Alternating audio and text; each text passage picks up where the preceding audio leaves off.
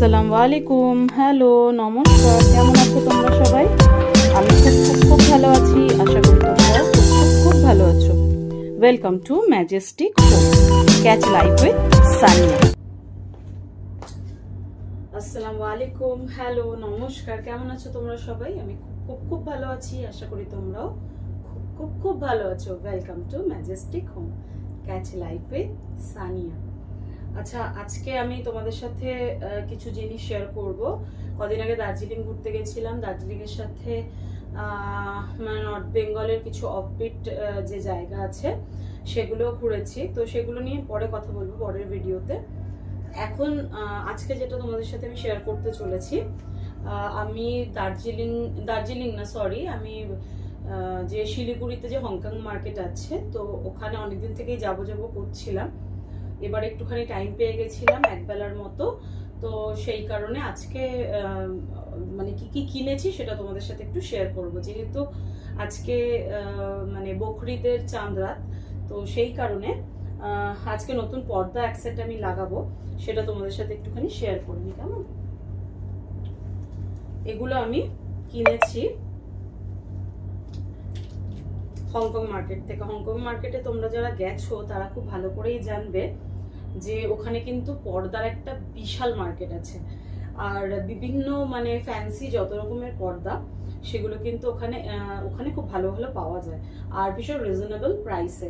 তো তোমাদের একটু সামনে থেকে এটা আমি একটু দেখাই। এটা হচ্ছে নেটের, গোল্ডেন নেটের পর্দাটা। এই দেখো, এই ডিজাইনের, ঠিক আছে, গোল্ডেন নেটের পর্দাটা। এইটা মাঝখানে লাগাবো। আর মানে এটা ঝুল ছিল ওখানে, তো দেখে আমার খুব পছন্দ হয়, সেই কারণে আমি এটা নিয়েছি। এর সাথে যেটা সাইডে দেব সেটা হচ্ছে এই পর্দাটা।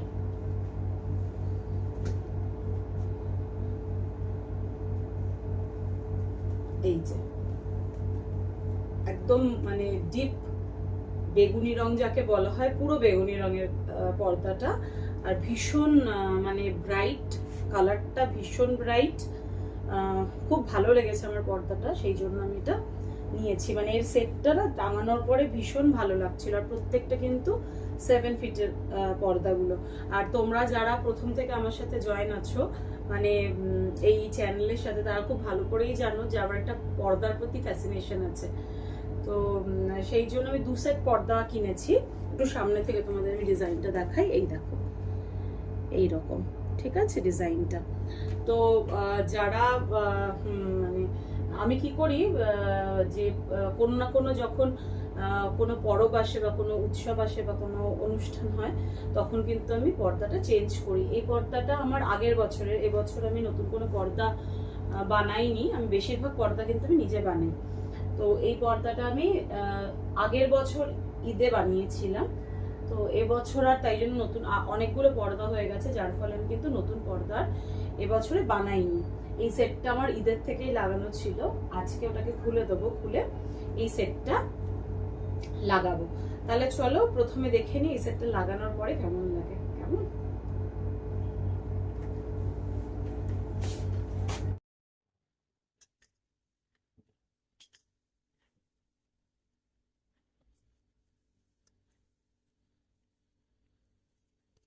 বুঝছি, এটা দেখ, পার্পল পর্দাটা দেখ।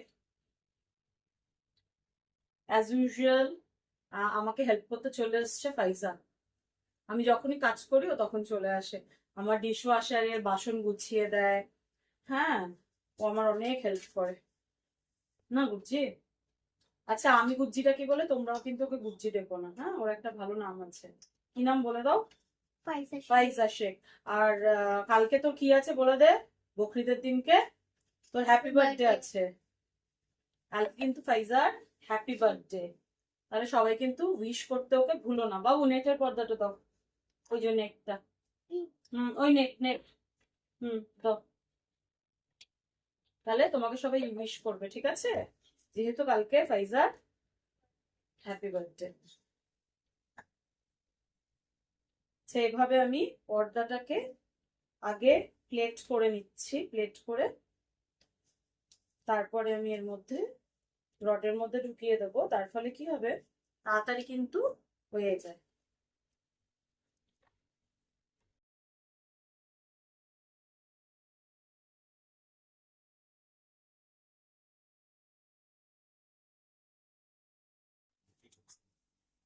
যেহেতু আমি এই পর্দা দুটোকে এক জায়গায় রাখবো, তো এখানে তো মানে কোনো নটের ব্যবস্থা নেই, সেই কারণে আমি একটা সেফটি পিন দিয়ে এখানটাকে আমি আটকে দেবো।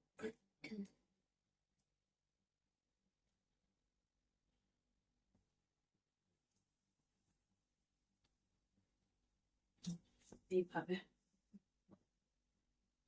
তাহলে কি হবে, এখানটা কিন্তু ফিক্সড থাকবে, কেমন। আর এইটাকে এইভাবে আমি অ্যাটাচ করব, তোমাদেরকে এটা কমপ্লিট করে দেখাচ্ছি।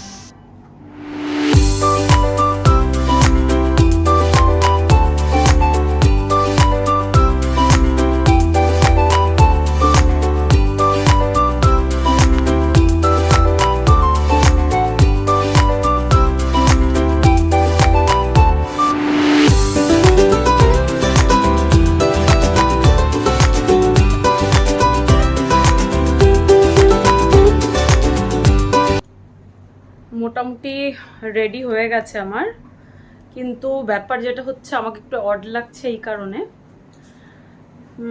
অ্যাকচুয়ালি আমি যখন বাড়ি ফিরেছি বকরিদের আর বেশি দিন বাকি ছিল না, সেই কারণে আমার যে কুশন কাভারগুলো সেগুলো কিন্তু সেটিং বানানো হয়নি। কারণ তোমাদের আমি আগেও বলেছি যে ম্যাক্সিমাম পর্দা বলো কুশন কাভার বলো নিজে বানিয়ে নিই, তো সেই কারণে আমার ওই রানি কালারের যেগুলো ছিল সেগুলো দিয়ে আপাতত আমি এখন সাজালাম।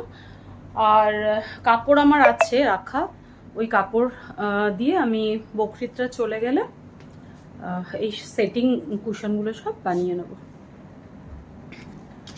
তোমরা কিন্তু প্লিজ আমাকে বলো যে নতুন পর্দাগুলো আমার কেমন হয়েছে, আর আমাকে কমেন্ট করে জানাতে কিন্তু ভুলো না। তোমরা কীরকম কে ডেকোরেশন করেছো এই বকরিদে সেটাও কিন্তু আমাকে জানাতে ভুলো না। এখন আমি যাচ্ছি রান্নাঘরের দিকে, ওদিকেও প্রচুর কিচেনে কাজ পড়ে আছে। কোথাও থেকে ঘুরে এলে কিচেনের কাজও কিন্তু খুব বেড়ে যায়। যেহেতু অনেক দিন কিচেনে কাজ হয়নি সেহেতু প্রচণ্ড ধুলোধালাও পড়েছিল, তাই কিচেনটা মোটামুটি গ্যাস ওভেনটা আর মানে আশেপাশের যে টাইলসগুলো আছে ওগুলো একটু মোছামুছি আমি করে নিলাম, কারণ রান্না তো করতে হবে। আর আজকে মেয়েরা রোজাও রেখেছিল, তো সেই কারণে রান্নার একটা পার্ট তো ছিলই। তার আগে রান্না করার আগে কিচেনটা কিন্তু একটু ভালোভাবে পরিষ্কার করে নিলাম। তারপরে আমি মাছের মশলাটা করব। প্রথমে মিক্সির বাটিতে কিছুটা গোটা জিরে নিয়ে নেব। গোটা জিরে নেওয়ার পরে ওতে দিয়ে দেবো পরিমাণ মতো গোলমরিচ, অল্পই দেবো, কেননা গোলমরিচ দিলে বড্ড বেশি ঝাল হয়ে যায়, সেই কারণে। তো গোলমরিচ দেওয়ার পর এতে রসুন ছাড়িয়ে রেখেছিলাম, রসুনের কোয়া, সেটাকে আমি ওর মধ্যে দিয়ে দেবো। আর রসুনের কোয়াটা দেওয়ার পরে এতে আমি অ্যাড করব কেটে রাখা পেঁয়াজ কুচি। ঠিক আছে, বেশি পেঁয়াজ কুচি করতে হবে না, মোটামুটি ডুমো ডুমো করে কাটলেই হবে। এবার এটাকে ভালো করে আমি মিক্সিতে পিষে নিতে হবে। পিষে নেওয়ার পরে যে পেস্টটা রেডি হবে সেটাই কিন্তু আমি মাছ বলো বা যে কোনো রকম সবজি বলো সেটাতে কিন্তু আমি ইউজ করি, কেমন। তো এটা মিক্সিটা দেখো চালিয়ে নিয়েছি আমি, এই দেখো পেস্টটা কিন্তু রেডি হয়ে গেছে। এই পেস্টটা কিন্তু আমি যে কোনো রকম মাছ বা সবজিতে আমি ইউজ করি। আর আজকে যেহেতু রাতের জন্যই মাছ করছি, যেহেতু অনেকদিন মাছ আমাদের খাওয়া হয় না, সেই কারণে বেড়াতে গেছিলাম বলে মাছটা একদমই খাওয়া হয়নি, সেই কারণে। তো কড়াইয়ে কিছুটা সর্ষের তেল আমি নিয়ে নিয়েছি। সর্ষের তেল নেওয়ার পরে ওতে আমি প্রথমে লম্বা লম্বা করে কেটে রাখা আলুগুলোকে ছেড়ে দেবো। আর আলুগুলো ছাড়ার পরে তাতে একটুখানি আমি অ্যাড করে দেবো হলুদের গুঁড়ো। বেশি কিছু আলু ভাজার সময় দেওয়ার প্রয়োজন পড়ে না, কিছুটা হলুদ গুঁড়ো অ্যাড করলেই কিন্তু হয়ে যায়। তো এটাকে একটু ভালোভাবে নাড়াচাড়া করে নেবো। নাড়াচাড়া করে গ্যাসের সিমটা কিন্তু জোরে দিয়ে এটাকে ভেজে নেবো আলুটাকে, কেমন? তো বাকিটা এর পরের পার্টে তোমাদের দেখাবো।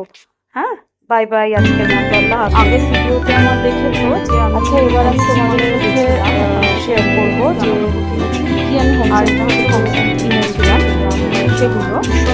তো হোম সেন্টার থেকে